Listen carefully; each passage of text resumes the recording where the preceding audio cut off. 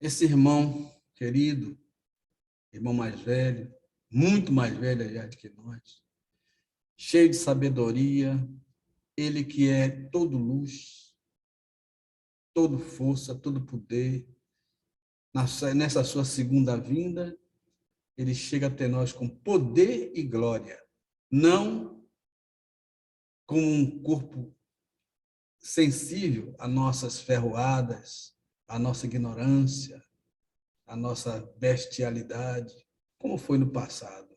Ele vem como espírito. E como espírito, ele nos comanda lá do alto, no seu trono, cheio de poder e de glória, luz pura, cheio de amor por todos nós, mas, acima de tudo, livre da nossa ignorância com que nós o crucificamos. Pensemos, portanto, em Jesus, livre das peias físicas e cheio de poder e glória espiritual. Rogamos, Jesus, pelos que se encontram nos hospitais ainda. Rogamos pela Europa, que agora volta a ter grande número de casos de Covid, por conta da supressão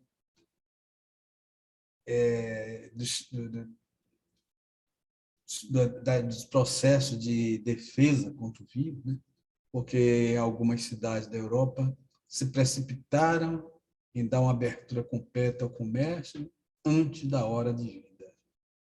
Porque o povo ansia até que no Brasil, inclusive, está havendo no maior número de casos também aqui no Brasil, por conta já desse excesso de confiança, que a vacina está chegando a 75%, mas a vacina prepara o corpo contra o vírus, mas não evita a entrada do vírus, e é isso que o pessoal não entende.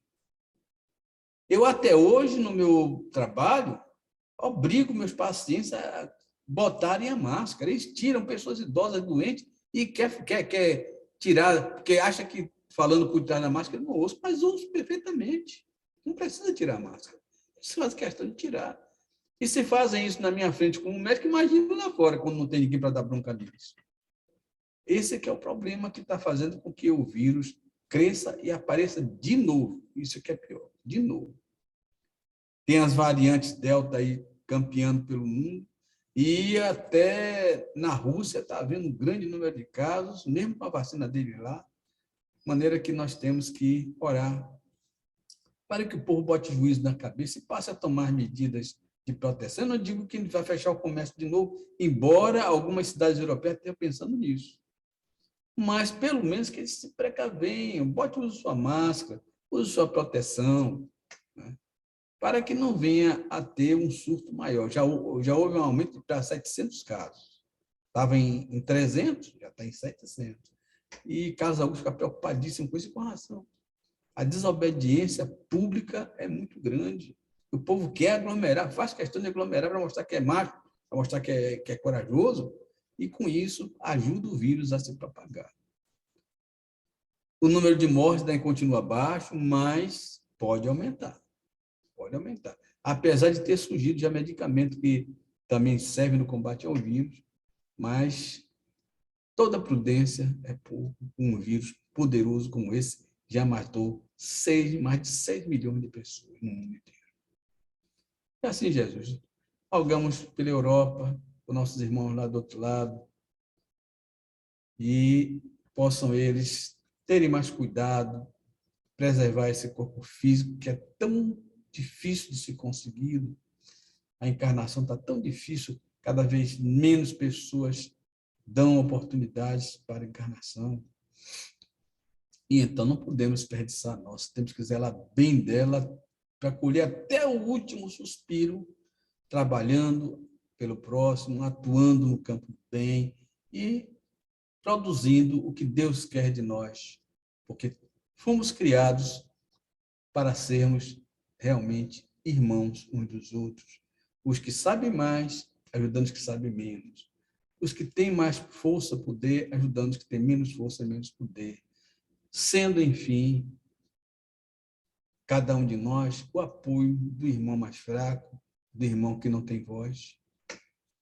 Que Jesus nos ampare também, nos dê coragem e forças para agir e atuar onde nos for possível. E assim, Jesus, também os que desamparados que se encontram nas marquises, dormindo ao relento, Senhor, e desamparados pela vossa misericórdia, nas mãos dos que buscam dar o alimento, o cobertor, para que eles possam ter um alento em suas vidas. Os órfãos, os que se encontram em abrigos para idosos, que a vossa misericórdia e os vossos anjos se façam sobre eles. Rogamos também, Jesus, que possam os vossos mensageiros misericordiosos, vossos anjos, magnetizar a água colocada aqui neste ambiente, que vocês também possam ter essa água próxima de vocês, e que a misericórdia divina faça que os anjos de Deus possam magnetizar esta água, produzindo mudança em suas moléculas. Água que era, assim como aconteceu nas bodas de Caná, quando Jesus transformou a água em vinho, que esta água, Jesus Cristo, mude, transforme-se em tônico energético, capaz de revitalizar todas as células do nosso organismo. Medicamento eficaz contra todas as doenças do corpo e da alma, que assim seja. Levantamos os olhos para vós, ó Eterno, e nos sentimos fortificados. Sós a nossa força, não nos abandoneis, ó meu Deus, esmaga-nos o peso das nossas iniquidades. Ajudai-nos. Conhecendo as fraquezas da nossa carne, não afastei de nós as vossas preciosas vistas. Somos fracos, meu Pai, mas o vosso amor nos sustentará. Somos devorados por uma sede ardente. Fazei jorrar a fonte de água pura e cristalina da verdade e do bem, que ficaremos saciados, Senhor. Que a nossa boca não se abra para murmurar contra os aborrecimentos e as aflições do dia a dia, mas sim, bom Pai, para cantar os vossos louvores. Porque só vós sois bons, só vós sois justo e nos perdoas, Pai. Sois o fim, sois o objetivo das nossas existências. Bendito e louvado seja o vosso santo nome. Que assim seja. Em nome de Deus, em nome de Jesus, damos por iniciada a reunião de estudos da noite de hoje. Viva Jesus! Deus está presente.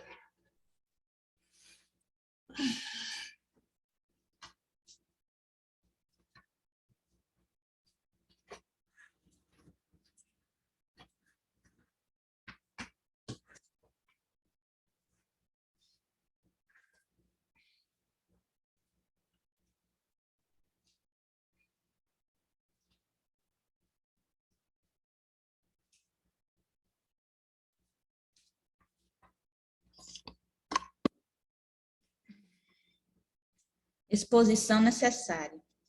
O sacrifício da vaidade, do egocentrismo e do individualismo é fundamental para a conquista da iluminação pessoal.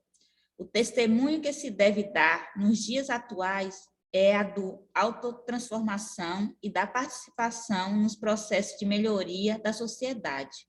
Deve-se ter cuidado em querer ser exemplo para a sociedade, formando uma persona coletiva de difícil desligamento, porém deixando de viver a própria designação pessoal. Todo ser humano deve ter uma causa, sua própria causa, mas que também inclua o outro como participe em sua evolução. Vivemos numa dimensão em que todos são expostos ao olhar coletivo, tendo de se submeter ao natural, atritadas relações interpessoais. Essa exposição dispara mecanismo psíquico de defesa que contribui para o desenvolvimento da personalidade. Tal condição permite que nós depuremos e, simultaneamente, contribuímos para o processo de desenvolvimento da própria personalidade e da personalidade do outro. Quando se tem consciência da designação pessoal, deve-se submetê-la ao crivo coletivo para que se avalie a contribuição que dará à sociedade. A designação é pessoal, mas o alcance vai além do indivíduo, cuja existência ocorre em sociedade. A causa de Jesus é a espiritualização do ser humano, incluindo sua vivência no mundo por ele próprio transformado. A espiritualização é a consciência da própria condição de espírito imortal, bem como a aquisição de habilidades e competências para viver e para moldar o universo a seu favor. É um processo universal, portanto, inerente a todo ser humano, independente da cultura, ideologia ou religião. Nossa personalidade é forjada a partir dos processos internos de reflexão e de integração do que aprendemos, das relações que estabelecemos com o outro, bem como do que o meio que vivemos promove em nós. Quer no corpo físico ou fora dele, sempre seremos constituídos de uma parte pessoal e outra coletiva, de uma interna e outra externa, e de uma consciente e outra inconsciente. Expor-se ao mundo, ousar na vida, atirar-se ao próprio destino, são atitudes necessárias ao espírito, sem as quais corre-se o risco da estagnação. A vida não exige coragem, oferecendo-nos toda a energia necessária ao viver. O espírito não tem a escolha de não viver, está maravilhosamente fadado a viver, a fim de alcançar a destinação que lhe foi oferecida pelo Criador, da vida e de tudo que há. Linda leitura, que fala coisas que nós já vemos aqui batendo há muito tempo nessas nossas reuniões. Deus estabeleceu a lei do progresso para todo o universo, e não somente para o planeta Terra e para nós humanos, mas para todo o universo. A lei do progresso existe, é respeitada e estimulada por toda a criação de Deus. Somos criados para uns ajudarem aos outros, para os mais fortes ajudar os mais fracos, para os mais intelectualmente desenvolvidos ajudar os menos intelectualmente desenvolvidos. Isso é uma coisa para todo o universo. Algumas vezes nós tocamos no tema de que somos protegidos por forças celestiais, inclusive de irmãos de outros planetas, que vêm nos apoiar nessa transição que temos de planeta de provas e expiações para planeta de regeneração. Eles estão envolvidos, descem das suas alturas, descem dos seus esplendores para vir nesse mundo escuro ainda, cheio de trevas, para clarear um pouco mais, para melhorar a atmosfera psíquica do planeta. Quem mora em mundos celestes desce para ajudar quem mora em mundos inferiores. É uma busca constante dessa fraternidade universal que Deus quer que nós tenhamos de uns para com os outros. Todos somos seus filhos.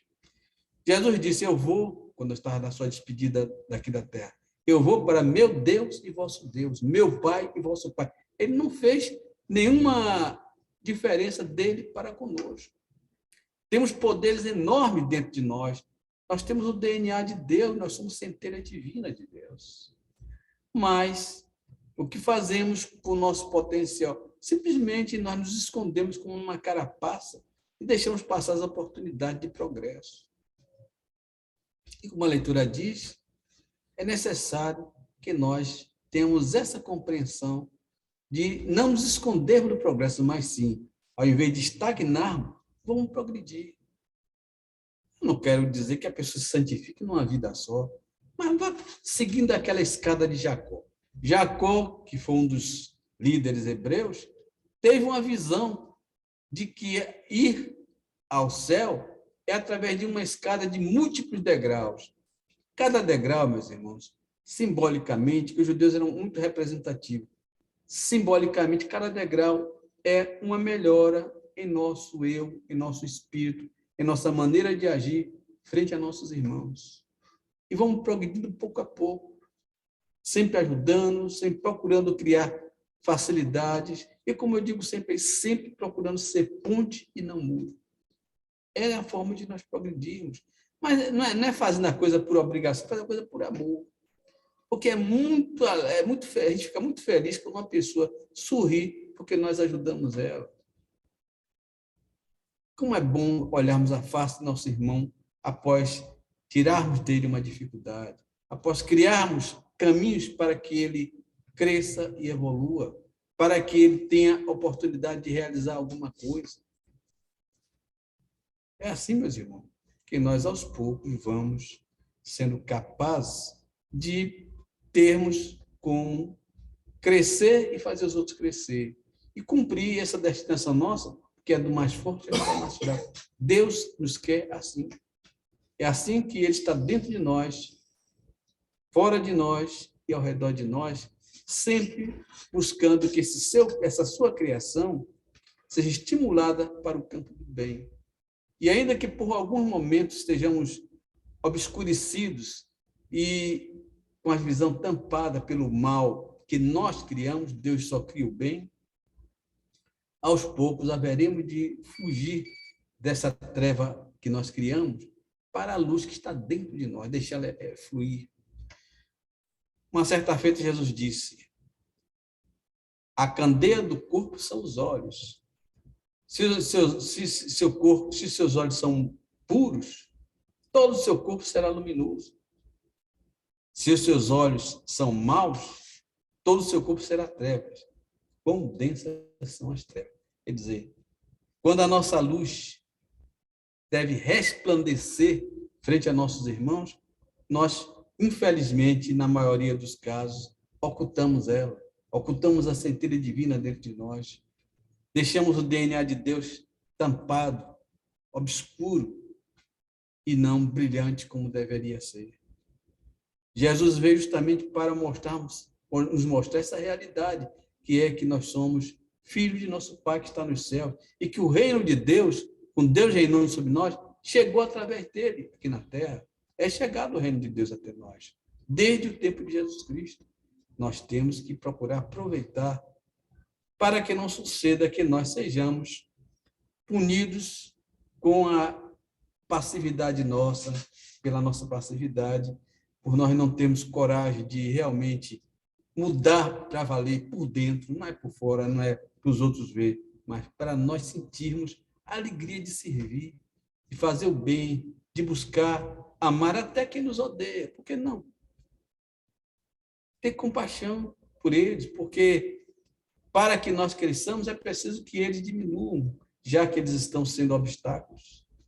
Quando eles se tornam obstáculos, eles caem, nós subimos. Infelizmente, acontece isso. Mas temos que orar por eles, pelos nossos inimigos, principalmente os de graça, os gratuitos, para que eles também evoluam, para que, apesar da obscuridade presente, que eles simplesmente, pela nossa imagem, pelo nosso exemplo de bem, de amor, de compaixão, de caridade, de justiça, de misericórdia, ele também resolva dar uma mudançazinha e melhorar um pouco sua maneira de ser, né? Seu psiquismo, e também seguir adiante, porque a lei do progresso é para todos. E um dia, todos nós renderemos graças ao grande Deus do universo, que nos criou e a todo o universo, e criou a lei do progresso, que é para todos, em todo o cosmos, não somente aqui na Terra. E a palavra está franqueada a todos vocês.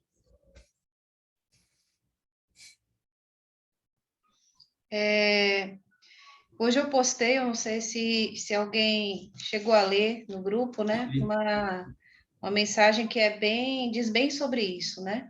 Então, eu vou ler aqui só para poder complementar. É a história do fósforo e da vela.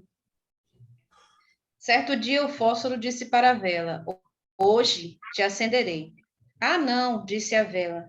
Você não percebe que se me acender, meus dias estarão contados? Não faça uma maldade dessa.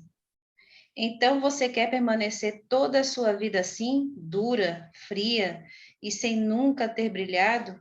Perguntou o fósforo. Mas tem que me queimar? Isso dói demais e consome todas as minhas forças, murmurou a vela. O fósforo respondeu: tem toda razão, mas essa é a nossa missão. Você e eu fomos feitos para ser luz. O que eu, apenas como fósforo, posso fazer é muito pouco. minha chama é pequena e curta, mas se passo a minha chama para ti, cumprirei com o sentido de minha vida. Eu fui feito justamente para isso, para começar o fogo. Já você é vela, sua missão é brilhar. Toda a tua dor e energia se transformará em luz e calor por um bom tempo. Ouvindo isso, a vela olhou para o fósforo, que já estava no final da sua chama, e disse: Por favor, acende-me. E assim produziu sua linda chama. Assim como a vela, às vezes é necessário passar por experiências ruins, experimentar a dor e sofrimento para que o melhor experimentar a dor e o sofrimento para que o melhor que temos seja oferecido e que possamos ser luz. E a verdade é que mar calmo não faz bons navegadores. Os melhores são revelados nas águas agitadas. Então, se tiver que passar pela experiência da vela, lembre-se que espalhar o amor é o combustível que nos mantém acesos. Se você não tem forças para ser luz, busque em Deus o sol da justiça, fonte inesgotável de luz. Então, essa historinha, né? Ela fala justamente sobre isso, sobre buscar essa centelha divina e buscar a nossa luz interna, né? Para poder acender a luz do outro. E saber que, às vezes, para que possamos ser luz na vida de alguém, nós vamos passar por provações, talvez não seja uma coisa prazerosa, porque muitas vezes para a gente ser luz na vida de alguém, fazer a diferença, às vezes a gente precisa primeiro se melhorar. A gente precisa primeiro se lapidar. E isso dói, né? Dói de diversas formas. Dói porque a gente tem que olhar para dentro de nós e enxergar as nossas sombras. Dói porque a gente precisa vencer o nosso ego, a nossa vaidade, o nosso orgulho, para poder aceitar e reconhecer que nós precisamos nos lapidar para que a gente possa oferecer o melhor de nós para os outros, né? Muitas vezes, aquela pessoa que nos irrita, aquela pessoa que nos coloca à prova, né? É o fósforo. É o fósforo que está ali nos incentivando, nos estimulando a nos lapidar para que a gente possa acender a nossa luz e iluminar esse caminho, né? Fazer a diferença na vida dessa pessoa e de outras pessoas. Eu percebo isso muito. No meu trabalho, por exemplo, eu tenho alguns alunos que são bem desafiadores, né? E uma aluna, né? Um desses alunos, uma aluna, ela tem alguns problemas, né? Alguns transtornos. E ela me acompanha desde a outra faculdade. Então, eu saí da faculdade, ela veio para cá, para onde eu estou, para poder continuar estudando comigo. E assim, desde a outra faculdade, é algo desafiador lidar com ela, né? Porque é uma pessoa que tem um transtorno, ela tem muita dificuldade, ela é literal, ela entende tudo ao pé da letra, né? Ela é uma pessoa que não tem filtro, então ela fez várias inimizades na sala de aula porque as pessoas não a compreendiam, não tinham empatia com as limitações, né, dela e tal. E eu sempre tive muita dificuldade de lidar com ela, né? Por conta justamente dessa ansiedade excessiva, ela é impossível, ela é ansiosa, ela tem, né, muita dificuldade de lidar com os outros, da interação com os outros. E ela está agora no meu estágio, né? Eu reprovei ela no primeiro estágio, aí ela ficou bem chateada, levou para o lado pessoal e tal. E aí ela voltou agora, de novo, repetiu, passou, aí agora foi para o segundo estágio, né? E eu me convenci de que se eu não procurasse buscar os pontos fortes dela, se eu não procurasse enxergar a beleza através, né, dos espinhos, eu não conseguiria lidar com ela. E eu precisava, porque eram 500 horas com ela. Então, eu tinha que deixar essa relação mais leve para mim, para ela, né?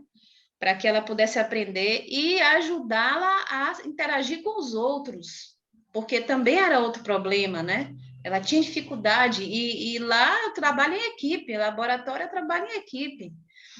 Então, foi muito difícil esse processo, né? Mas ela, ao longo do caminho, vem se transformando. Por quê? Porque nós conversamos com os alunos, pedimos paciência, explicamos toda a situação dela, né? Então, chamava sempre um ou outro que começava a se estressar, pedia calma, explicava, e a pessoa compreendia, né? E um dia desse, essa semana, ela veio me pedir para conversar comigo e me perguntou como eu achava que ela estava, né?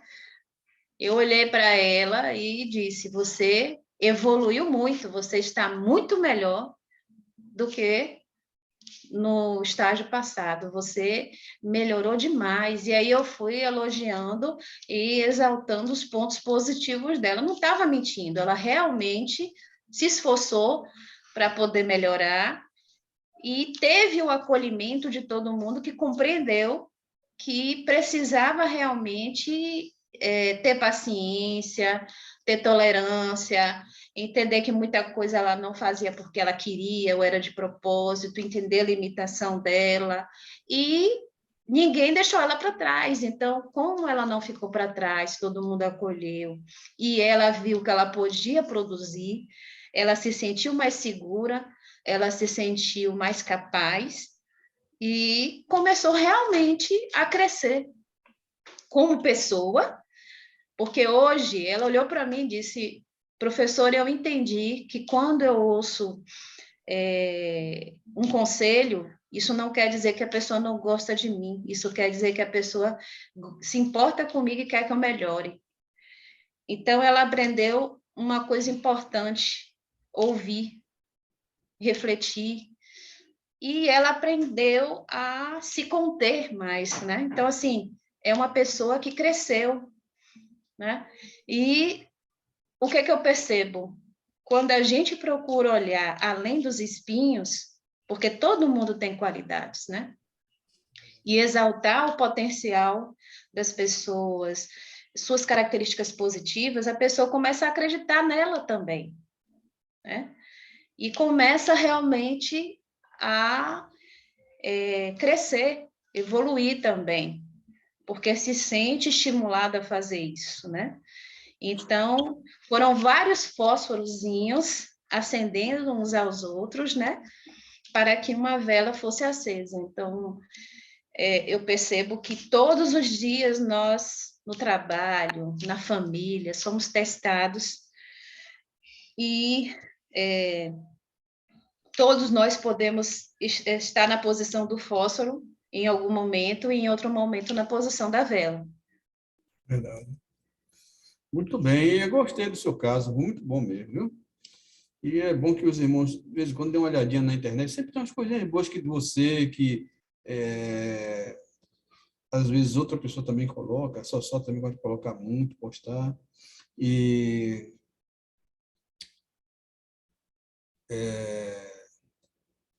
Cláudio também, às vezes, né? Acho que e Mara também. Eu vejo mais de Sossó, né? Sossó se comporta muito mesmo. É bom, viu? É bom isso aí, tanto para você como para quem vai lá no YouTube, lá no nosso canal, e aí eu leio essas coisas, são importantes para colocar na vida prática. Porque ajuda, são instrumentos que serve para nós nos avaliarmos e também mudar um pouco a nossa maneira de encarar o mundo, né? É importante. Gostei, muito bom. Caso da Veda e do Fósforo, interessante. E agora, alguém quer falar mais alguma coisa? Não? Agora eu vou querer. Deixa eu ver. Maranta não. Graziela está aqui. Ela, vamos lá, Grazi. Presente.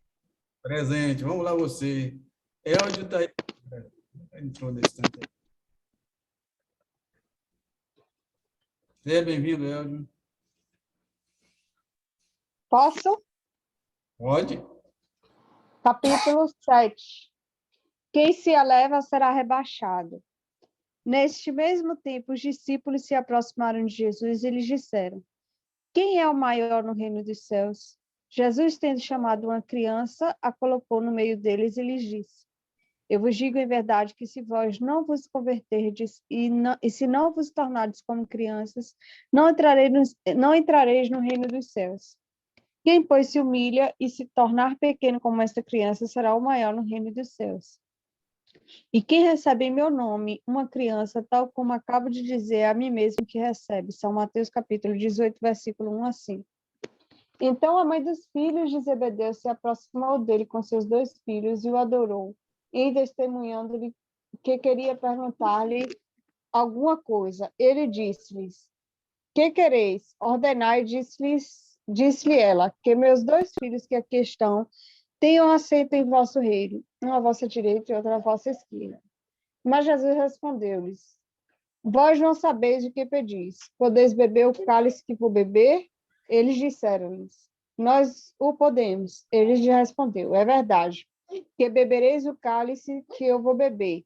Mas quanto a estar sentado à minha direita ou à minha esquerda, não cabe a mim vos conceder. Mas isso será para aqueles que meu Pai tenha preparado.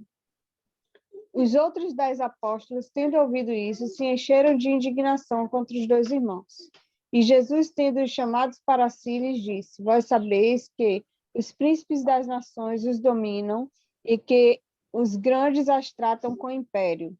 Não deve ser o mesmo entre vós, mas que aqueles que quiser se tornar o maior seja vosso servidor, e que aquele que quiser ser o primeiro dentre vós seja vosso escravo. Como o Filho do Homem não veio para ser servido, mas para servir e dar a sua vida pela redenção de muitos. São Marcos capítulo 20, versículo 20 a 28. Jesus entrou num dia de sábado na casa de um dos principais fariseus, para ir tomar sua refeição, e aqueles que lá estavam o observavam. Então, considerando como convidados escolhiam os primeiros lugares, ele lhe propôs essa parábola e lhes disse: Quando fordes convidados para as bodas, não tomeis nela o primeiro lugar, temendo que se encontre entre os convidados uma pessoa mais considerada que vós, e que aquele que vos tiver convidado não venha vos dizer: Dai vosso lugar a estes, e que então estejas diminuídos em vos dirigir com vergonha ao último lugar. Mas quando fordes convidados, ide vos colocar no último lugar, a fim de que, quando aquele que vos tiver convidado vier e vos diga: Meu amigo, subi mais alto, e então isso será um motivo de glória diante daquele que está na mesa convosco. Porque quem se eleva será rebaixado, e quem se rebaixa será elevado. Essas máximas são a consequência do princípio de humildade que Jesus não cessa de colocar como condição essencial da felicidade prometida aos eleitos do Senhor, e que formulou por essas palavras: Bem-aventurados os pobres de espírito, porque deles é o reino dos céus. Ele torna uma criança como modelo da simplicidade de coração e diz: será o maior no reino dos céus quem se humilhar e se fizer pequeno como uma criança. Quer dizer, quem não tiver nenhuma pretensão de superioridade ou de infalibilidade.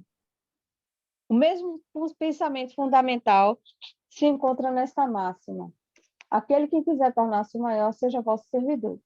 E nesta, quem se rebaixa será elevado, e quem se eleva será rebaixado. O Espiritismo vem sancionar a teoria pelo exemplo, e nos mostrando grandes no mundo dos espíritos, aqueles que eram pequenos sobre a terra. e frequentemente bem pequenos, aqueles que nela eram os maiores e os mais poderosos. É que os primeiros levaram em morrendo aquilo que unicamente faz a verdadeira grandeza no céu, e não se perde, as virtudes, enquanto que os outros deveriam deixar o que fazia sua grandeza sobre a terra, e não se leva a fortuna, os títulos, a glória, o nascimento, não tendo nenhuma outra coisa, eles chegam no outro mundo desprovidos de tudo, como náufragos que perderam até suas vestes e não conservaram senão o orgulho, que torna a sua nova posição mais humilhante, porque vem acima deles e resplandecente de glória aqueles que espezinharam sobre a terra. O Espiritismo nos mostra uma outra aplicação desse princípio nas encarnações sucessivas, onde aqueles que foram os mais elevados na existência são rebaixados à última posição na existência seguinte, se foram dominados pelo orgulho e pela ambição. Não procureis, pois, o primeiro lugar sobre a terra, nem vos colocar acima dos outros. Se não quereis ser obrigados a descer, procurai, ao contrário, o mais humilde e o mais modesto, porque Deus saberá vos dar um lugar mais elevado no céu, se o merecerdes. Muito bem. Engraçado que hoje de manhã eu estava vendo um vídeo na internet de um empresário que resolveu pregar uma peça a uma revendedora de carros importados. Ele combina com alguém para filmar ele através daquelas filmadoras pequenininhas que a pessoa bota no paletó, ou no cinturão, né? E ele vai comprar o carro.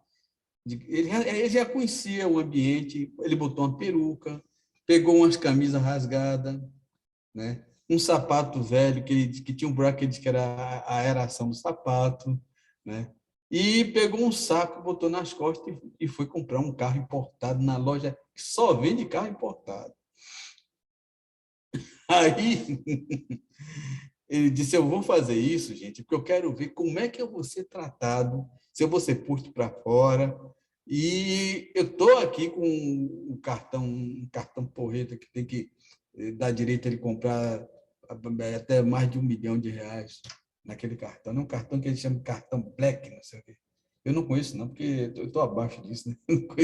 É um cartão Black chamado aí, que é um cartão que abre todas as portas, né, de um banco. Pois bem, aí ele foi com o cartão escondido no bolso da camisa, a camisa velha toda rasgada, e de calça assim, meio suja, né? Ele se sujou um pouquinho para poder ficar parecendo um mendigo mesmo, né? E com um saco na mão, um saco plástico, não. Aí, quando ele chega na loja, disse: eu quero ver, ele dizendo: eu quero ver como é que eu vou ser recebido. Aí ele é recebido por uma mulher. A mulher: o que é que o senhor deseja? Tratou ele muito bem, né? Porque podia ter posto para fora logo de cara, né?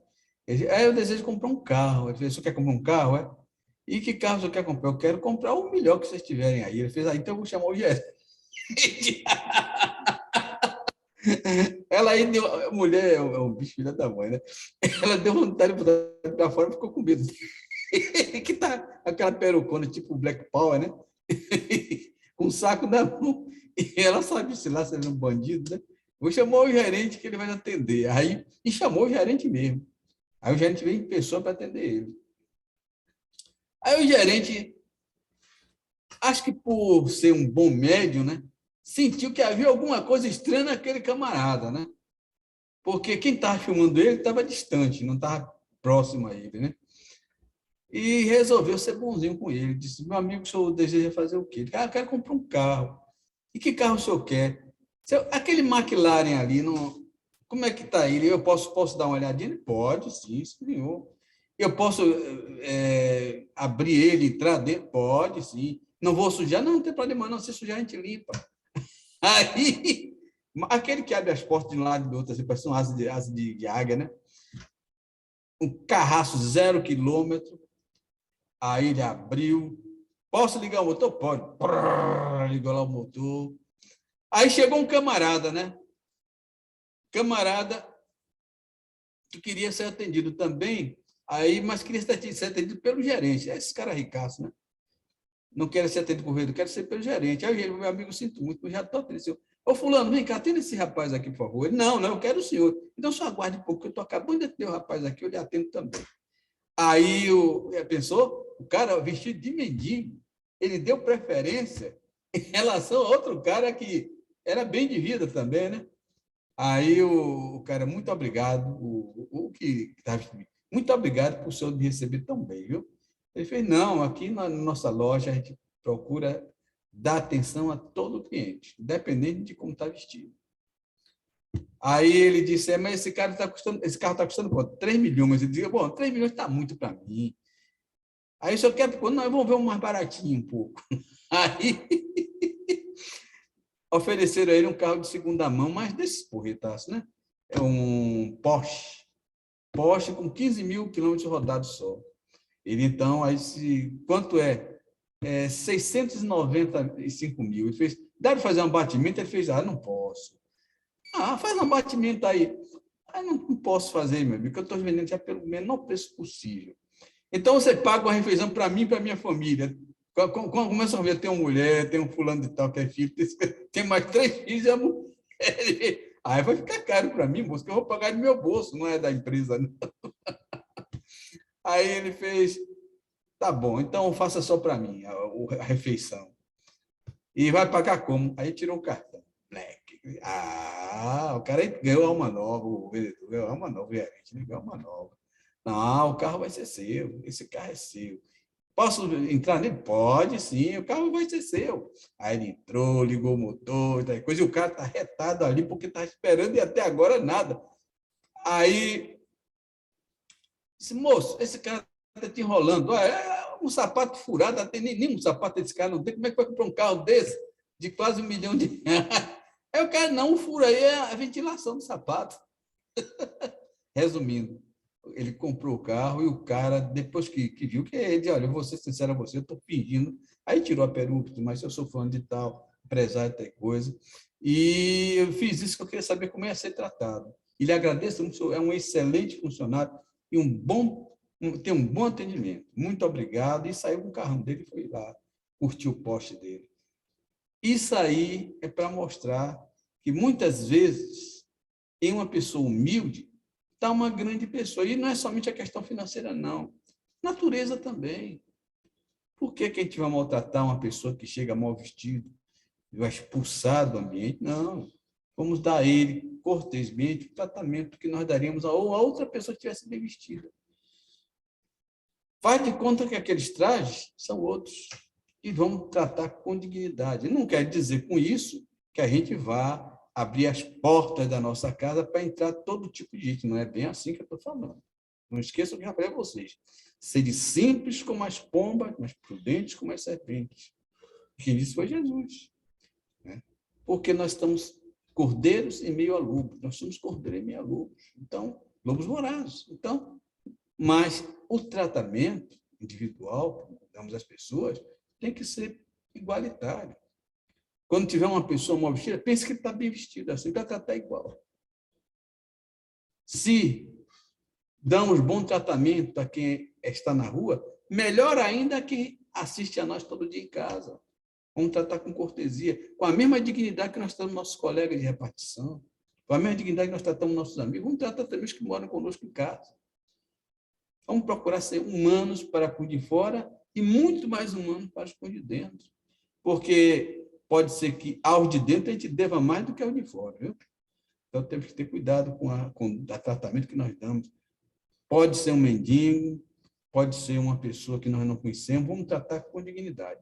Com relação a abrir as portas da nossa casa, temos um critério ainda maior, porque nem toda caridade pode ser feita dentro da nossa casa, mas do muro para fora. Mas nem por isso vamos maltratar quem chega. Chegou um testemunho de Jeová, quer falar sobre isso. Ele está cumprindo a vontade de Deus. Deus quer que realmente ele fale sobre Jesus, fale sobre Deus, fale sobre sua religião. Vamos tratar com toda a dignidade possível. Eu nunca deixei de atender um testemunho de Jeová que vem na minha porta. Nunca. E eles sabem disso, que eu trato eles com toda a dignidade possível. Apenas fique com eles que pertencem a outra religião e que creem de outra forma, mas também preservo a satisfação de estar com eles naquele momento que está falando sobre Jesus, que é disso que eles estão falando. Quer me dar uma vestinha? Eu aceito, sim, leva para dentro de casa. Por que não? Enfim, vamos procurar ser fraternos, que Deus quer que nós sejamos fraternos. E quando a oportunidade chegar e a pessoa solicitar um pouco mais de esclarecimento, a gente dá esclarecimento, mas na hora certa. Já falei a vocês aqui que luz demais cega. Então, não adianta querer impor nossa maneira de criar ele, embora ele queira impor a maneira dele criar a gente, mas ele pode tolerar. É como nós falamos nisso na reunião, mas o que conhece mais tem que saber a oportunidade de ajudar quem conhece menos, mas sem tirar dele a dignidade, preservando o direito que ele tem de, até aquele momento, crer daquela forma que ele crê, respeitando sempre.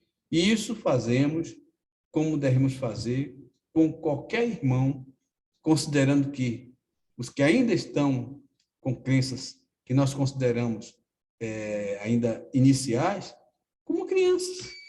Então, vamos tratar a criança com amor, com sabedoria, mas sempre considerando que eles vão crescer e um dia serão homens, terão o conhecimento que nós temos hoje em dia. E a palavra está franqueada a todos vocês.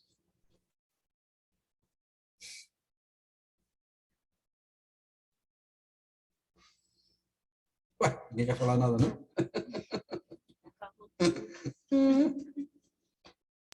Eu acho que complementou a primeira leitura, né, pai?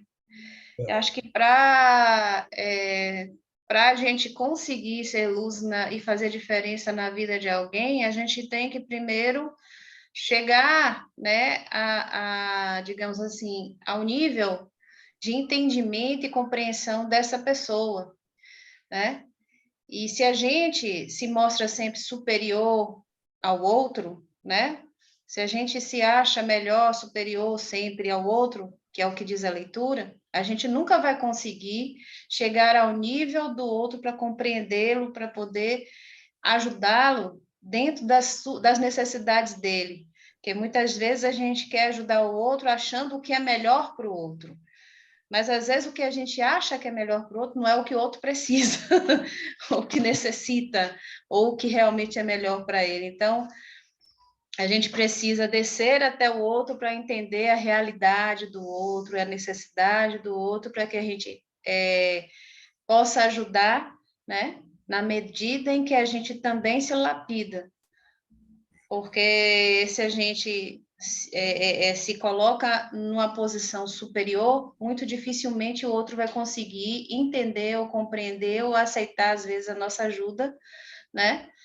E muitas vezes até vamos distanciar as pessoas da gente, porque vamos nos colocar sempre numa posição de superioridade e isso vai nos tornar arrogantes, né? Vai nos distanciar do nosso objetivo maior, né? Que é buscar fazer a diferença na vida de alguém, ser útil e prestativo às pessoas, impor o modo da gente ver, o modo da gente pensar, o modo da gente agir ao outro por acharmos sermos melhores, não é ter humildade, né? Não é buscar ajudar, né?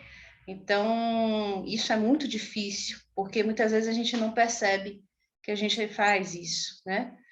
E é uma linha muito tênue entre a gente querer ajudar e se mostrar superior, né? Não é tão simples assim. E é uma coisa que a gente, para poder entender, a gente precisa se conhecer, né? Para que a gente possa se lapidar e realmente buscar essa posição de humildade, né? De entender que pode sim, né? Todos nós podemos iluminar o caminho de alguém, ser luz na vida de alguém, desde que a luz esteja também dentro da gente, né? Mas é uma luz o quê? Uma luz de amor, uma luz de afeto, de caridade, né? de humildade, que é disso que as pessoas estão sedentas, né? Dessa ajuda mais humilde, né?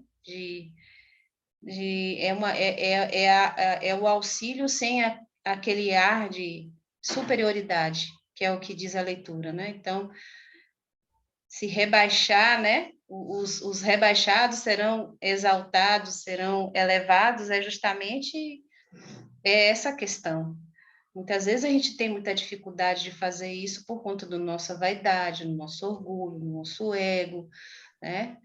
A gente sempre acha que sabemos mais, podemos mais, até na questão da religião, né?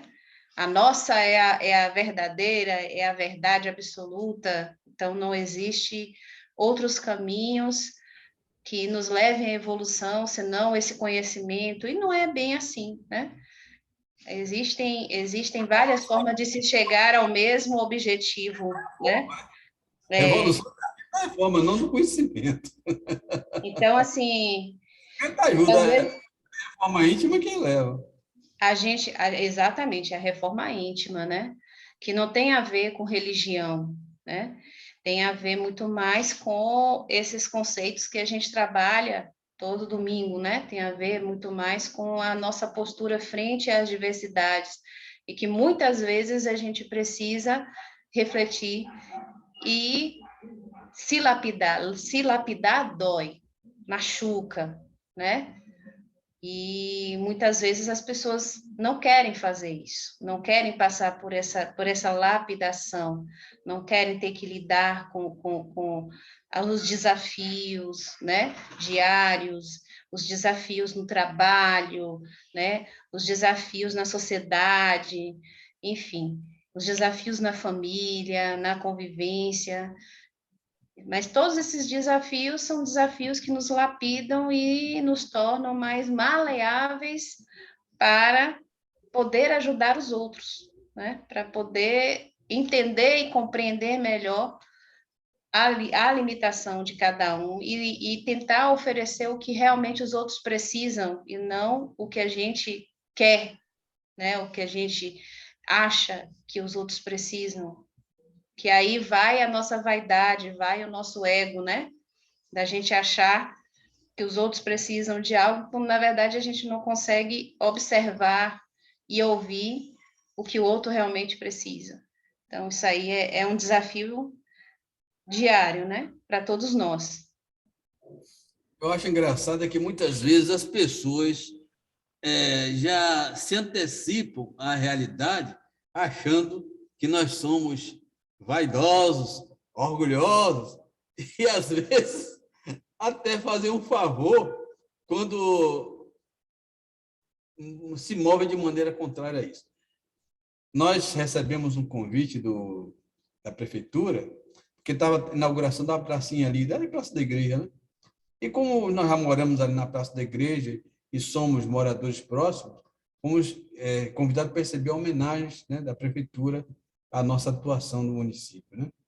Aí eu peguei Gilca, botei do lado, porque só não está aqui, né, para não ir desacompanhado, né? Aí peguei Gilca, botei para substituir a mãe dela, né? Sempre eu faço isso. Toda vez que só viaja, você agora é responsável, você que está comando conta da casa. A mesma coisa eu fiz também. Agora você vai representar só. Mas deu um chuvisco, um frio desgramado e aquele pinga-pinga de chuva que não parava em momento nenhum. Eu já estava preocupado com a Leninha, que foi, nós levamos também a Leninha, né? Ela estava bem agasalhada, mas o lugar não estava mesmo legal, né? Graças a Deus que ela resistiu bem. Tinha tomado remédio já, não teve mais febre, cada vacina, que ela tomou a vacina 3 dias atrás. E então, aí chega o representante do prefeito me pedindo desculpas, porque, devido à situação toda, né, não ia ser possível fazer a homenagem que eles tinham planejado para nós. Mas me perguntasse como se eu fosse ficar comovido. Olha, antes dele falar isso, eu tinha falado comigo, vamos embora, gente, que está um frio desgramado. Vamos fazer um pouquinho ali e vamos cair fora. Aí eu digo, não, vamos esperar mais um pouco. Quando ele chegou me dando essa notícia, achando que ia ficar chateado, contrariado, ia me zangar. Eu digo, não, moço, tá tudo bem, numa boa. Eu digo, graças a Deus que ele está mandando a gente embora. Um frio danado, chuvisco. Eu ia ficar lá mais nada. Se ele não falasse, daqui a pouco ele ia embora sozinho, sem precisar de ninguém mandar. E não, destaque as homenagens serão prestadas através de ofício ao senhor. Tá? Não tem problema, não, uma boa, muito obrigado, tchau. Aí foi. Ele presumiu que eu ia ficar ofendido moralmente, mas eu estava grato a ele, porque eu só fui porque ele mandou um convite pessoal para nós. Mas, na verdade, eu fui lá para me distrair com minha neta, com minha filha, eu não estava nem aí para o problema da homenagem dele lá. Que, aliás, eu nem mereço tanto, né? Tem tantos melhores de que está mais tempo aqui. Mas tudo bem. Agora, uma coisa sobre esse tema aí, que eu convoco o Cláudio para ver se ele observa, né? Nessa passagem do Antigo, do Novo Testamento, Cláudio, você não observa uma coisa estranha, não? Qual foi a passagem? Tráfico de influência. A mãe dos dois apóstolos fez tráfico de influência. Adorou Jesus e já foi logo pedindo a ele para botar um filho de um lado, outro do outro dele lá no reino dos céus. Tráfico de influência. Sim. Uhum. Política desde aquele tempo, imagina só. Tráfico de influência. Até nesse tempo tinha, né? Veja só. E a palavra está franqueira a todos vocês, quem ainda quiser comentar assim. Não, só pegando aí o gancho do exemplo que o senhor deu, né? O senhor comentou aí do rapaz que foi na concessionária e tal. Claro, né? Isso. Para mim, existem pelo menos duas perspectivas aí, né? Uma que é aquela da pessoa, né? Do espírito que tem em si próprio valores e do bem agir, e esses tantos outros valores que a gente menciona aqui, né? Humildade, enfim, fraternidade, desses tantos, né? Do bem, que seria de fato mostrar a situação e trazer à tona essa questão de como as pessoas deveriam ser tratadas, né? Independente da condição que elas têm, material. E uma outra perspectiva é que as pessoas também, sabendo que hoje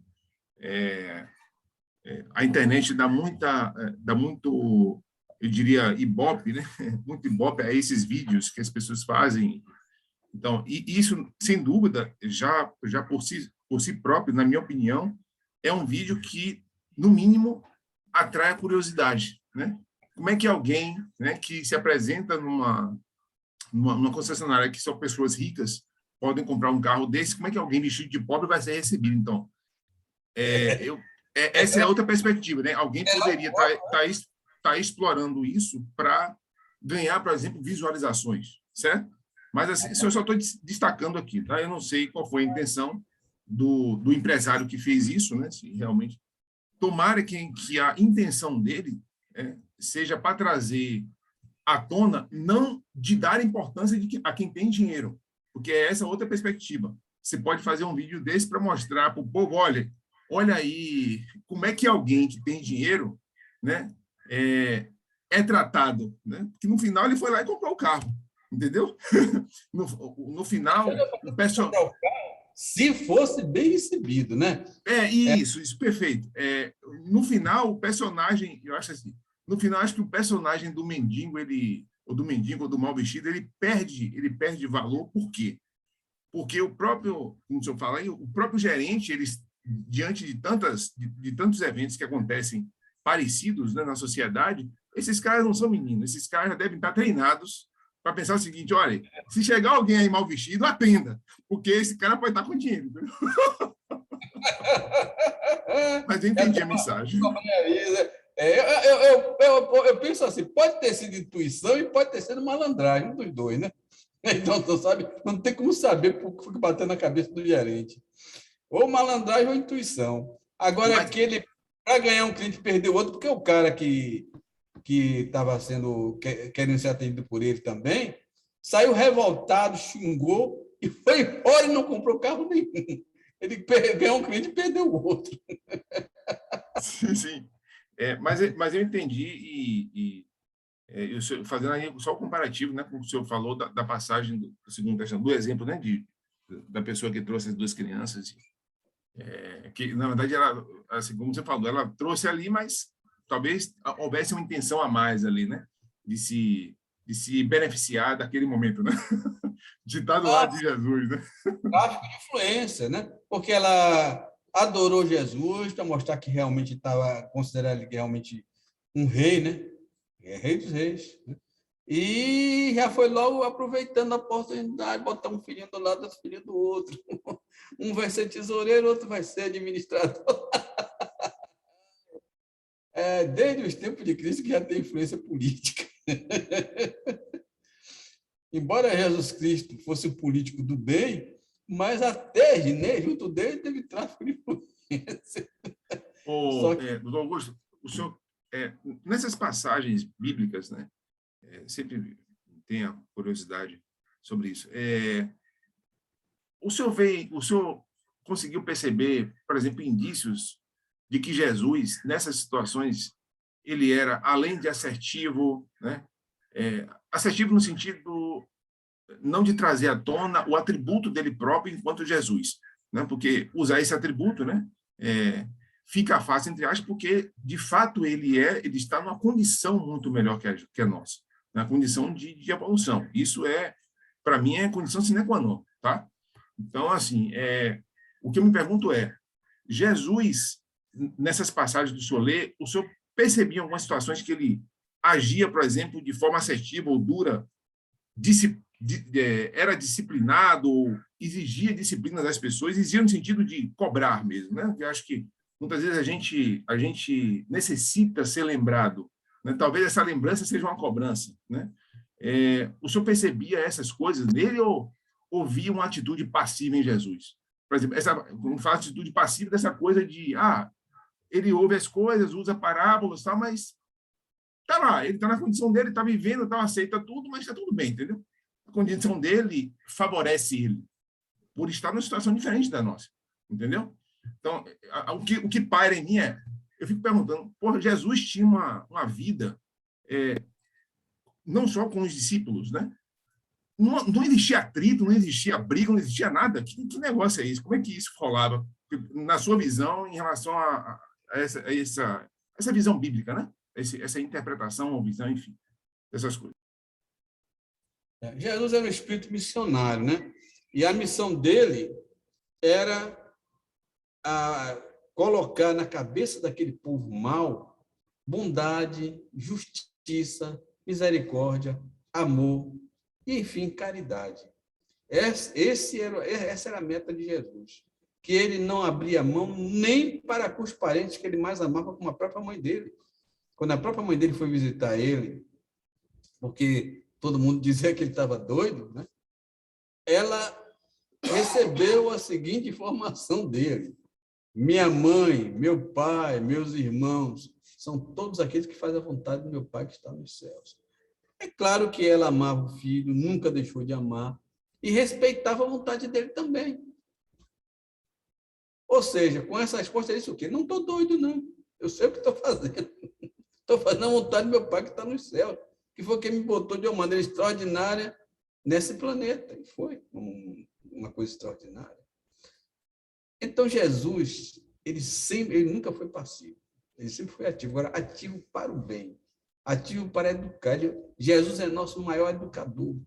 E eu acho que nós devemos, sempre que tivermos problemas, orar a ele e contar nossos problemas. Poxa, ele é nosso amigo, ele nos ama. Por que não contar para ele? A única pessoa que ele pode ter certeza que nos ama é Jesus Cristo. Porque nós não podemos confiar muito naqueles que estão ao nosso redor, não, porque são espíritos que estão em evolução. Jesus é um espírito que tem 4,5 bilhões de anos de evolução até ser Jesus Cristo. Então, vamos desperdiçar a oportunidade de conversar com uma pessoa dessa? Não. Vamos conversar em pensamento. Ele nos ouve, ele está mais perto de nós do que nós imaginamos. Ele nos acompanha, ele acompanha o nosso progresso espiritual. É preciso que a gente, portanto, aproveite a oportunidade, porque Jesus está presente. E vamos conversar com ele, vamos contar nossos problemas para ele. Com certeza ele vai nos ajudar a resolver. Ele não vai resolver por nós, mas nos orientar para nós resolvermos nossos problemas de maneira correta, a mais correta possível. Assim como ele não cedeu para esse tráfico de influência da mulher. Ela chegou para os dois e disse: vocês podem tomar do meu cálice. O cálice dele é aquele sofrimento que ele sabe que ele sofreu, né? Isso, nós podemos, sim. Na verdade, vocês vão passar por isso. Mas entre colocar vocês um de lado, só o Pai é que pode, não eu. Por quê? Porque Deus é que conhece os nossos destinos. Nem Jesus pode interferir em nosso livre-arbítrio e indicar um destino para cada pessoa. É Deus, nosso Pai e Criador, quem identifica o destino de cada um de nós. Jesus é nosso irmão mais velho e mais sábio, e a ele devemos recorrer sempre, mas é o Pai que está nos céus que determina nossos destinos. Quando ele foi perguntado quando seria a época de transformação da terra, ele disse: nem eu sei, nem os anjos do céu sabem, só o Pai. Então, nem tudo que o Pai tem em mente, ele transmite para Jesus, embora Jesus conheça os pensamentos dele, conheça a vontade dele, e transmitiu para nós essas vontades. Só que a gente não consegue aceitar o que Jesus disse. E ele disse o quê? Que a lei que existe aqui é a lei do progresso. Mais ainda, que o reino de Deus é chegado a nós. E que nós, para termos direito ao progresso, temos que progredir. Ou seja, melhorar cada vez mais o nosso psiquismo, com a prática da justiça, da caridade e do amor ao próximo. Poxa, nós não pedimos mais do que isso. Vamos ser justos com nossos irmãos, vamos ser caridosos, vamos procurar amar nossos irmãos na medida que nós pudermos. Quem não pode perdoar, pelo menos puder. Quem não pode amar, pelo menos não odeie. Enfim, e se esforce para um dia conseguir amar, para um dia conseguir perdoar, para um dia conseguir ser uma pessoa melhor. É isso que eu peço a vocês. Vamos orar todo dia, porque Jesus nunca deixa de atender esse pedido. Quando nós fazemos: Jesus, me ajude a ser uma pessoa melhor, me dê coragem e força para vencer minhas fraquezas, para vencer meus defeitos e progredir. Isso ele não recusa, não. Sempre atende a esse pedido. E a palavra está franqueada.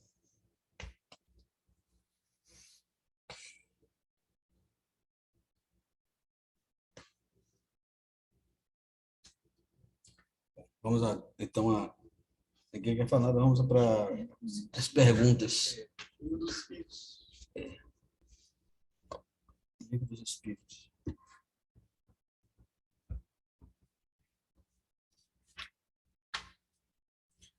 Perturbação espírita. A alma, deixando o corpo, tem imediata consciência de si mesma? Consciência imediata não é bem o termo. Ela passa algum tempo em estado de perturbação. A gente não pense que porque a pessoa morreu, já está com toda a sabedoria do mundo, conhecimentos de vidas anteriores e até ciente de seus próprios potenciais. Não. Ele fica em estado, primeiro vê uma escuridão desgramada. Passar daquele primeiro estágio de escuridão, aos poucos vai clareando a visão e ele enxerga os mentores, enxerga os parentes que estão lá para receber ele, aquela alegria no céu, né? Chegada do pessoal lá. Então, depois que ele vai internado nos hospitais para curar as doenças que levaram ele ao falecimento, isso é coisa rápida, mas acontece, né? Passado pela triagem no umbral, aí eu volto para o umbral. Passado pela triagem no umbral, eu ainda vou procurar pesquisar alguma coisa mais sobre o umbral para a gente tornar a conversar mais adiante, né? E feita a triagem do umbral e para o hospital espiritual, essa é uma dessas cidades nossas aí, que serve, na verdade, de apoio para os espíritos que já têm um pouquinho mais de evolução, que não são os viciados, não são os drogados, que esse ainda permanece mais tempo no umbral, mas à medida que eles são libertados dos seus vícios, eles vão também receber tratamento espiritual nas cidades espirituais, como nós já conversamos aqui em reuniões anteriores. Essas cidades existem para isso, para servir de apoio, para que eles regressem à Terra com melhores recursos para vencerem, porque o objetivo é o progresso. Tudo na Terra, em termos de vida mineral, animal e hominal se refere à lei do progresso. Progredir sempre. Para frente e para o alto. Já dissemos a vocês que a distância que nos separa do anjo é a mesma que nos separa do átomo. Alguém ia falar? A palavra está franqueada.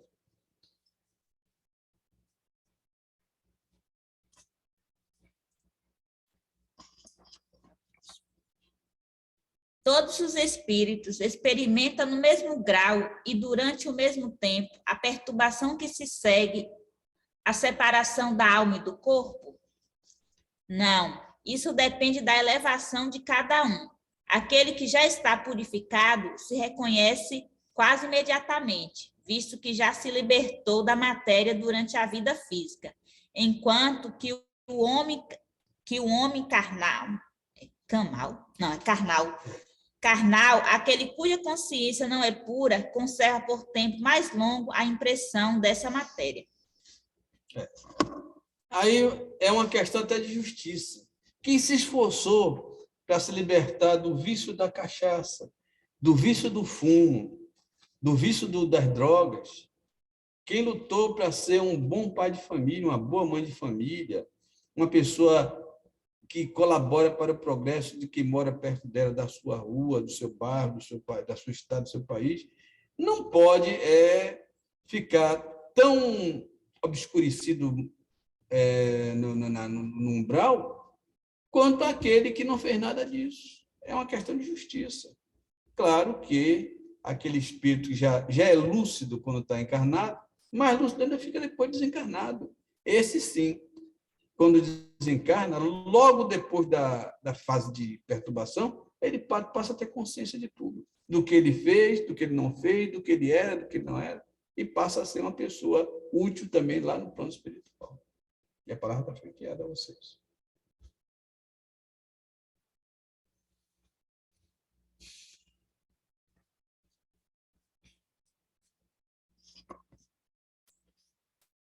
O conhecimento do espiritismo exerce influência sobre a duração mais ou menos longa da perturbação? Uma influência muito grande, uma vez que o espírito já compreendia antecipadamente a sua situação, mas a prática do bem e a pureza da consciência são os que exercem maior influência. No momento da morte, tudo a princípio é confuso. A alma necessita de algum tempo para se reconhecer, ela se acha como atúrdida e no estado de um homem que, despertada de um sono profundo, procura orientar-se sobre sua situação. A lucidez das ideias e a memória do passado lhe volta à medida que se apaga a influência da matéria da qual se libertou e se despide a espécie de neblina que obscurece seus pensamentos. A duração da perturbação que se segue à morte do corpo varia muito. Pode ser de algumas horas, de alguns meses e mesmo de muitos anos.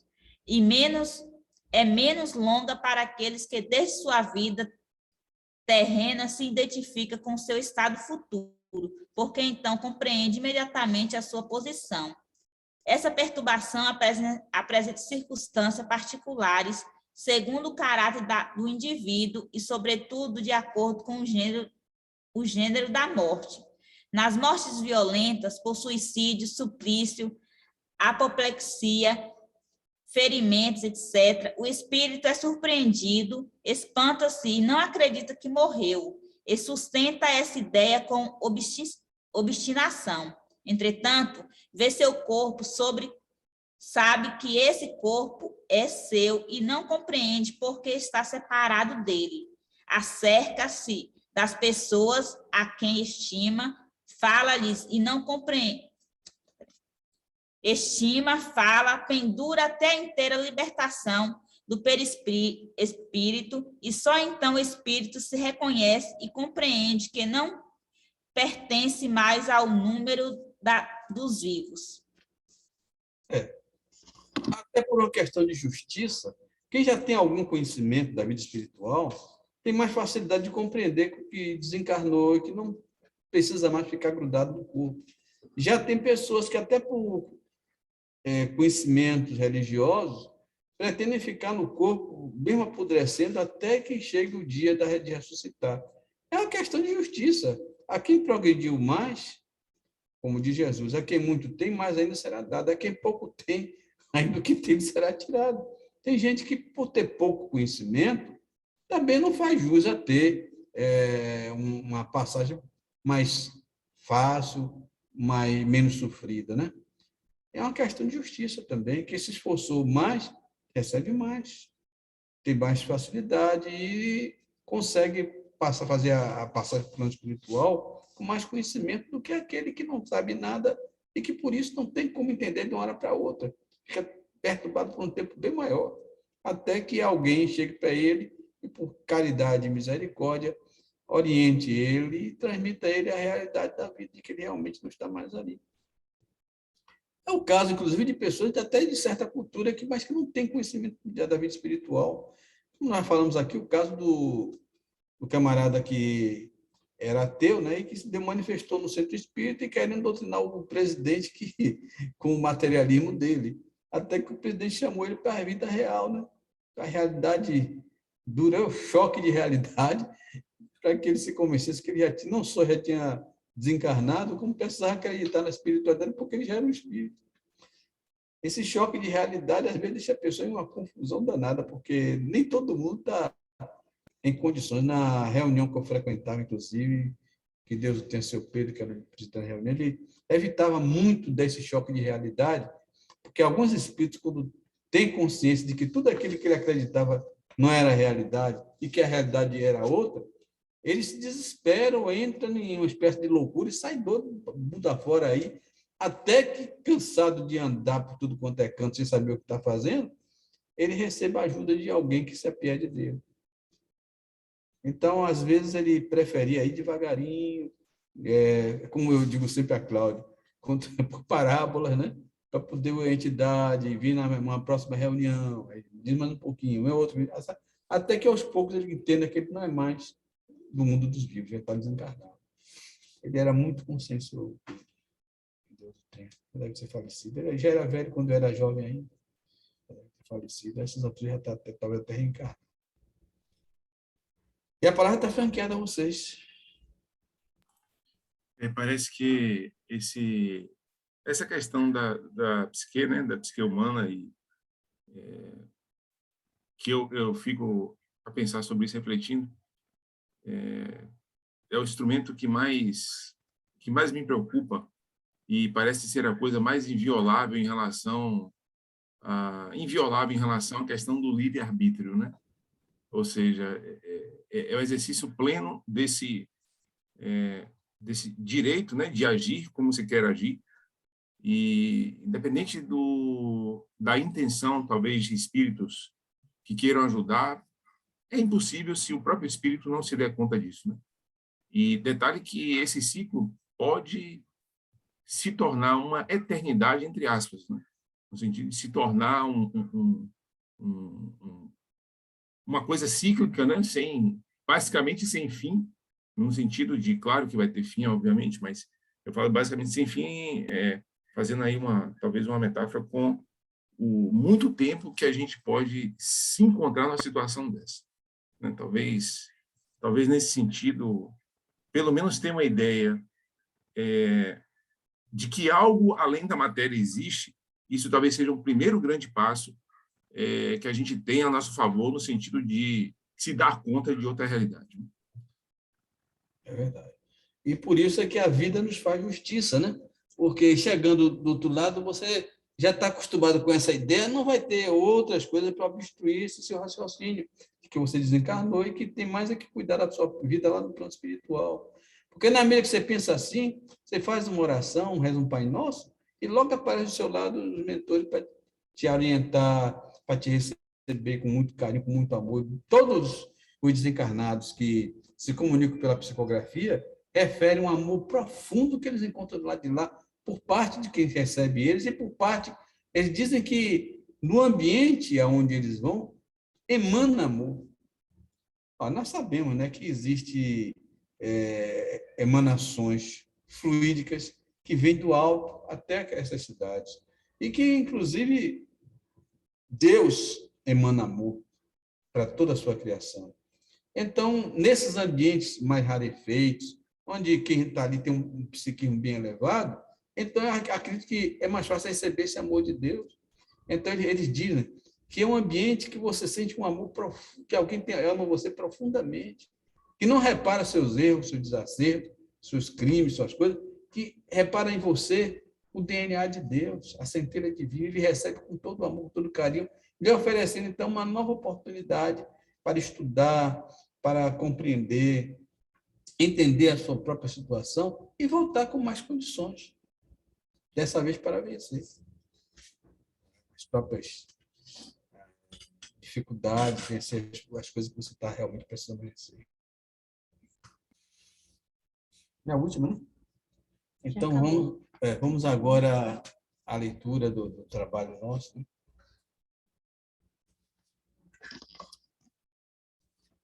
O futuro do planeta.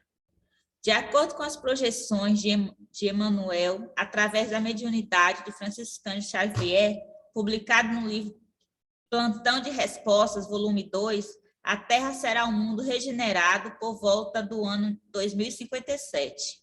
Os mundos são acessíveis aos espíritos de acordo com o seu grau de evolução.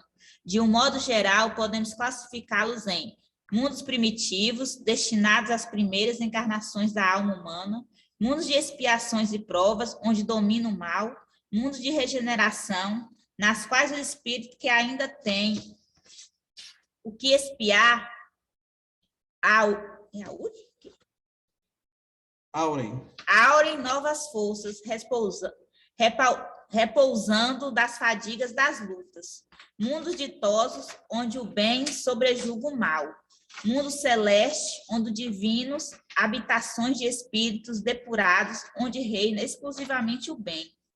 A Terra, por enquanto, ainda entra nessa classificação como mundo de provas e expiações, preparando-se para ingressar na categoria de mundo regenerador, em função da lei do progresso, conforme esclarece Santo Agostinho em O Evangelho segundo o Espiritismo, obra codificada por Allan Kardec, artigo publicado pelo Correio Espírita, edição número 67, de janeiro de 2011. O Espiritismo nos ensina que o bem é tudo que é conforme à lei de Deus e o mal é tudo que é contrário. Assim, fazer o bem é proceder de acordo com a lei de Deus e fazer o mal é infligi-la. O Livro dos Espíritos, Respostas à Pergunta 630. De acordo com Allan Kardec, na terceira parte do Livro dos Espíritos, uma das 10 leis morais existentes é a lei do progresso. Existem duas espécies de progresso que se prestam mútuo apoio, todavia, não marcha lado a lado. O progresso moral e o progresso intelectual. O Livro dos Espíritos, capítulo 8, consultado em 30 de julho de 2014. Os arquitetos de Deus, como Jesus Cristo, não gastaria energias criadoras transformando o resultado da produção divina em mundo sem finalidade. Então, meus irmãos, nós vemos como no final da reunião ainda há um complemento daquilo que nós já falamos. Os mundos, todos eles são criados com a finalidade de progresso das entidades que aqui se encontram. E a lei do progresso existe em todo o universo, em toda a criação divina. É uma lei de Deus. É preciso, portanto, que nós tenhamos essa consciência e busquemos, na medida do possível, o mais forte ajudar o mais fraco, o mais esperto ajudar o menos esperto. Cada um vai ter o seu destino, cada um vai ter a sua justiça, mas que um seja fraterno ao outro, isso aí faz parte da vontade de Deus.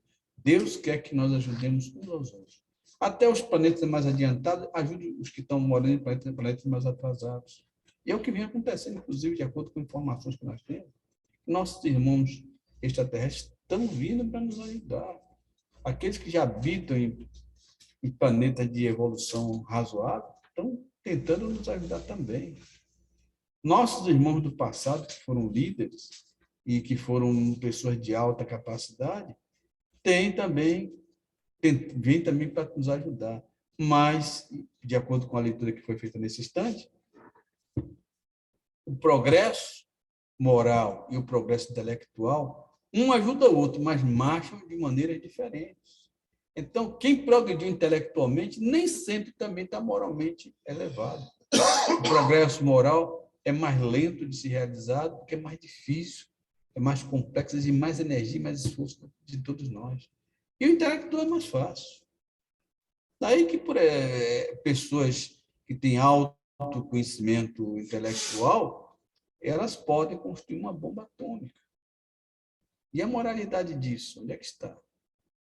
Que eu saiba, só teve um que pelo menos se arrependeu depois que inventou, que foi o Nobel, né? O Nobel, não quero pronunciar esse nome, que fez o Nobel da Paz, né? Ele inventou a TNT, a dinamite, e quando ele viu o uso que foram fazer do invento dele, eles pensavam que fosse só para quebrar pedra, mas não, usaram a dinamite para poder matar uns aos outros. Ele ficou muito aborrecido e estabeleceu esse prêmio Nobel, né, que é feito anualmente para os que se destacam em todas as áreas do conhecimento humano. Mas imaginemos, então, o que aconteceu com quem inventou a bomba atômica. Foi um progresso intelectual muito grande, porque nós sabemos que o espírito começa no átomo. Então, ele inventou uma peça que é capaz de destruir a própria obra do Criador, que é Deus. E é por isso que a humanidade vem sendo assediada por discos voadores, né? Nossos irmãos, que temem que nós continuemos a produzir, principalmente usar a energia atômica de maneira errada, de maneira a destruir a criação de Deus. Que é isso que a bomba atômica faz. Ela destrói o átomo. E o átomo é o começo da criação de Deus. Onde é que foi encontrado o que eles chamam de base da criação? O átomo.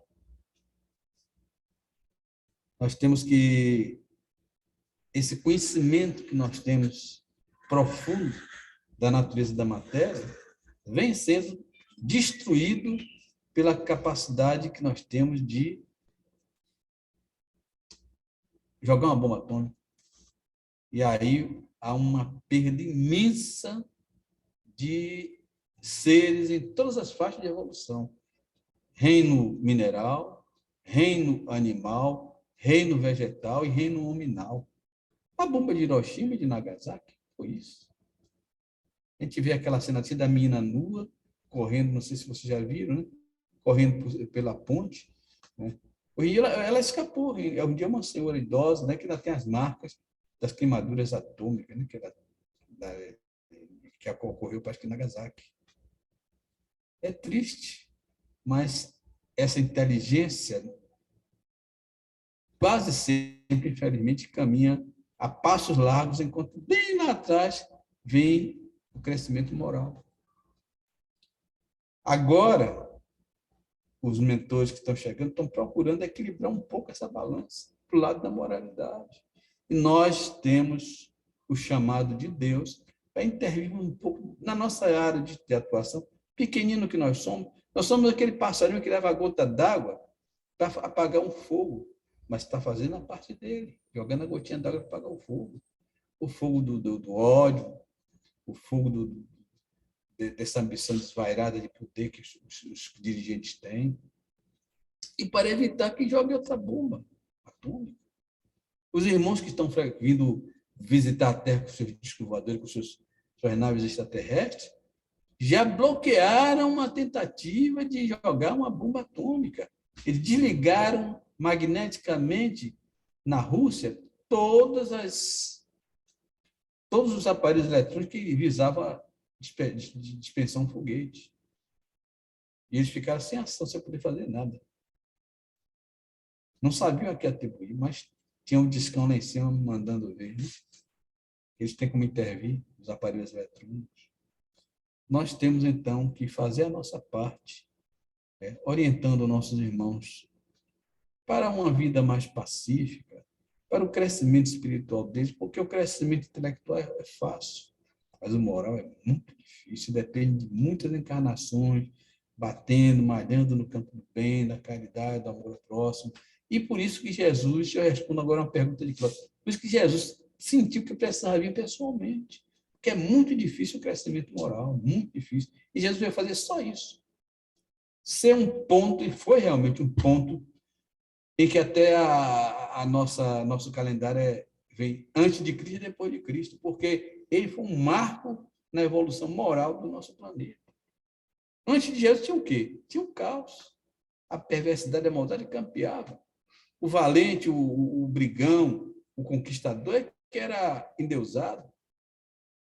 Mas o pacífico, não. Depois de Jesus, aí começou a aparecer mais elementos vibrantes no campo da paz. E assim por diante, nós temos a nossa parcela de contribuição para dar também. E a palavra está franqueada a todos vocês. Quem quiser comentar. Mas ninguém quer comentar, acho que é por causa do horário, né? Tá bom, meus irmãos. Então, não tendo ninguém mais querendo falar, nós rogamos a Jesus que abençoe a nossa semana de trabalho que está por vir, que possamos gozar da paz de nosso Senhor Jesus Cristo dentro de nosso coração e que Ele nos dê estímulo para continuar no campo do bem, visando sempre o progresso espiritual, não somente o nosso, mas de nossos irmãos, dentro daquele critério de justiça, de amor, de humildade, de perdão, de caridade, enfim, critério de servir enquanto vive, vivendo para servir. Rogamos, Jesus, nesses tempos difíceis de muita violência, que proteja nossos lares, nossos familiares, afastando para longe de nós, Jesus, os ladrões, os bandidos, os perversos, que os malvados, encarnados e desencarnados, os ladrões, os bandidos, sejam conduzidos para lugares distantes, Jesus, longe de nossos lares, longe de nossos familiares. Sejam eles conduzidos para lugares distantes, de lá onde se encontrem, aprendam a respeitar os seus semelhantes e os bens dos seus semelhantes. Que se arrependam do mal que fizeram até agora, Jesus, e que retornem ao bem, para que vós, Jesus, os sare. Porque Deus não quer a morte do pecador, mas o seu arrependimento. Pai nosso que estais nos céus, santificado seja o vosso nome. Venha a nós o vosso reino, seja feita a vossa vontade, assim na terra como nos céus. O pão nosso de cada dia nos dai hoje. Perdoa as nossas ofensas, assim como nós perdoamos a quem nos tem ofendido. E não nos deixes cair em novas tentações, mas livra-nos de todo mal, que assim seja. Em nome de Deus, em nome de Jesus, damos por encerrada a reunião de estudos da noite de hoje. Viva Jesus, Deus está presente. Dona Sossó!